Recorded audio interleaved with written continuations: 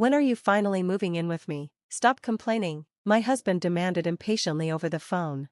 I'm not going to live with your mother, I stated firmly, but he refused to listen. Hand over the house to my sister, Bailey, she's coming back this week, we're out of time. His tone became sharper. Why should I give up my home for your family? I asked, stunned by his audacity. Then let's just get divorced, Vincent snapped. At that moment, our marriage shattered. His cruel words sealed my decision. I would never let anyone control my life again. My name is Stella. I'm 30 years old and have been a full-time housewife since marrying Vincent 2 years ago. After quitting my job post-marriage, I took on the role of managing our home while Vincent provided for us financially. But our peaceful routine crumbled after my father-in-law passed away. His death led to an unexpected change, my mother-in-law moving in with us. I only found out about it the day before her arrival. Vincent had casually mentioned it, as if it were no big deal. Why didn't you tell me sooner? I asked, feeling blindsided. He shrugged. I forgot to mention that my mother will be moving in tomorrow. Later that evening, he brought it up again. Make sure the place is clean and ready, he said, as if it were just another chore. I stared at him in disbelief. I thought she was just visiting. No, she's moving in, he corrected, with no room for discussion. And just like that, the decision had been made, without my input. The next day, my mother-in-law arrived with multiple suitcases in tow. It's been a while, Ariana, I'm glad you're doing well, please, come in, I greeted her politely. She barely acknowledged my words, frowning instead. Why didn't you come pick me up? A good daughter-in-law should meet her mother-in-law at the station, especially when she's carrying heavy luggage. I didn't know what time you were arriving, I explained. She scoffed. Then shouldn't you have called me? You're so inconsiderate. I'm sorry, I murmured. She clicked her tongue. Some daughters-in-law are just useless. From that moment on, she made it clear that I was unwelcome in my own home. Once Vincent left for work, her endless criticisms began. Why are you just sitting there? The dishes aren't going to clean themselves, and the laundry should have been done this morning. That's common sense. I'll get to it right after the dishes, I assured her. She huffed. Wrong priorities. In my house, laundry is done right after breakfast. Your parents never taught you basic responsibility? No matter what I did, she found fault with it. Even when I followed her instructions to the letter, she always had something to criticize. Living under her constant scrutiny was unbearable. That's when it hit me. I had a way out. My father had recently retired and moved to the countryside, leaving me the house he once owned. It wasn't far from our apartment, and Vincent and I had previously discussed moving there someday. Now, I wanted to move as soon as possible. That evening, I brought it up. Vincent, can we talk? What is it? He asked. Remember the house my father gave us? What do you think about moving there? We did talk about moving someday, but why now? He questioned. I'm struggling with your mother. She makes life difficult for me, and I think moving would be best. The new place is close enough, and she could stay here in the apartment. Surprisingly, Vincent agreed. We told Ariana about our decision a few days later. I expected resistance, but she surprised me with a warm smile. Oh, I see. Well, I'm sorry you had to make this choice, she said sweetly. Don't worry about it, I replied, relieved. Your father is so generous to have given you that house, she added. Thank you, we'd love for you to visit sometime, I offered. Of course, and you should visit me often too, she said with a grin. Feeling a newfound sense of freedom, I moved into the new house with Vincent, relieved that my days of enduring her hostility were over. But my relief didn't last long. Though I had gained physical distance from my mother-in-law, a new problem arose. Vincent started coming home late. Some nights, he didn't come home at all. When I confronted him, he brushed it off. I'm just worried about my mother, he claimed. But his absences became more frequent. He'd have dinner at her place without telling me, sometimes even staying overnight. I couldn't ignore it any longer. Vincent, we need to talk, I said firmly. What now? He sighed. You're barely home anymore. If you're staying out late, at least let me know so I don't prepare dinner for nothing. He scoffed. You're a housewife. You can eat the leftovers for lunch the next day, can't you? I stared at him in disbelief. So just because I'm a housewife, I should quietly accept everything without complaint? Is that what you're saying? That's just how it is. Housewives relax at home all day, he muttered. Excuse me? I asked, shocked. Anyway, I need to talk to Bailey. She's coming back soon. His words sent a chill down my spine. Bailey? Why? She's moving in with us. What? I asked, frozen in place. She's used to living in big houses overseas, so I thought she could stay here, he said casually. This house belongs to me. I inherited it from my father, I reminded him. Yeah, but it's the only house that suits Bailey's needs, he replied, as if that justified everything. Then he dropped the final bombshell. Actually, I don't plan to live here either. We're moving back in with my mother. Bailey can have this place. I felt my world tilt. You're giving away my house? It makes sense. The apartment is too small for 4 people, he reasoned. Enough, I snapped. This house is precious to me. It's my father's legacy. Why should I give it up for your sister?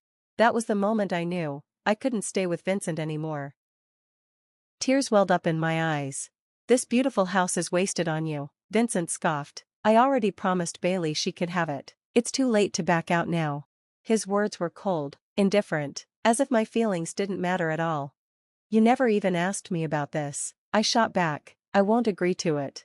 You're always complaining, he snapped. Think it over. I'm heading to my mother's for a while. With that, he stormed out, slamming the door behind him.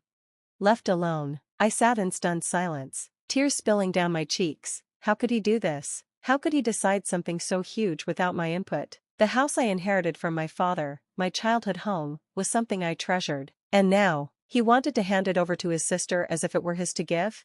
4 days, Vincent kept sending messages, asking if I'd come to my senses and if I was ready to move in with him and his mother. Each time, I stood firm, my answer remained the same. Then, one day, his patience ran out. When are you coming here? Stop whining and just move in already, he barked over the phone. I've told you 100 times, I'm not living with your mother, I said, my voice firm. Quit being selfish, just move out of that house and give it to Bailey, he ordered. She's coming back this week, and we don't have time for your nonsense. I was stunned. Why should I give up my home for your family? My father left this house to me, not to Bailey. My mother is furious about this. You're making things harder for everyone, he shouted. That's not my problem, I replied. You never even considered how I feel.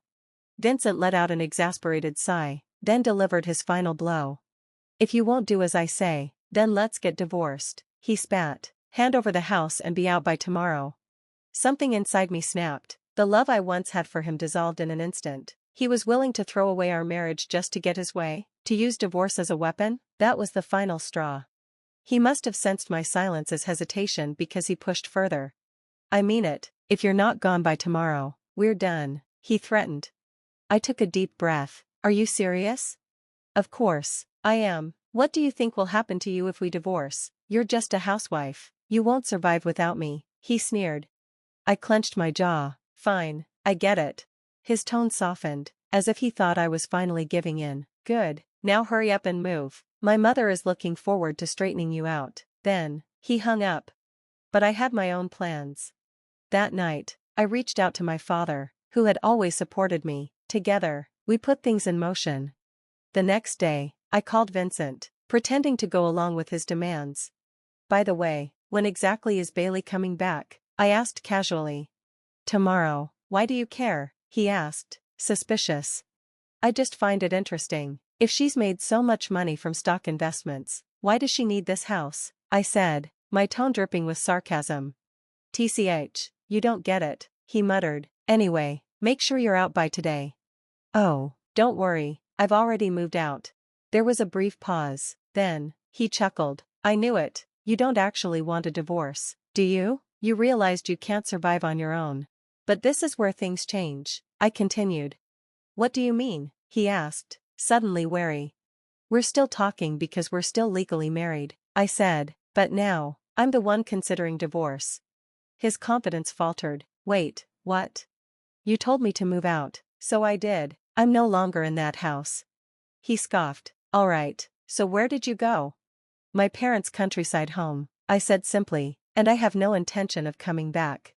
There was silence on the other end. Then, he burst out. Why didn't you tell me that sooner? As long as Bailey gets the house, it doesn't matter where you go. That's the thing, I said smoothly. If you want the house, it'll cost you $1,400,000. His sharp intake of breath was almost satisfying. What? I put the house up for sale. If Bailey wants it, she can buy it. You can't be serious, he stammered. I am. The house is still under my father's name, and he agreed to sell it. The market value is $1,400,000. He lost his temper. How dare you do this without asking me first? This is unacceptable. I don't need your permission, I shot back. We're getting divorced anyway. You're just a housewife. You can't survive without a husband, he snapped. I'd rather struggle alone than be trapped in a life controlled by you and your mother. He tried a different approach. Bailey is coming back soon. I need her financial help, you know that. So? I asked indifferently. If she gets that house, she'll help me out. Then tell her to buy it. She doesn't have that kind of money, he admitted, panic creeping into his voice. Then that's her problem, I said coolly.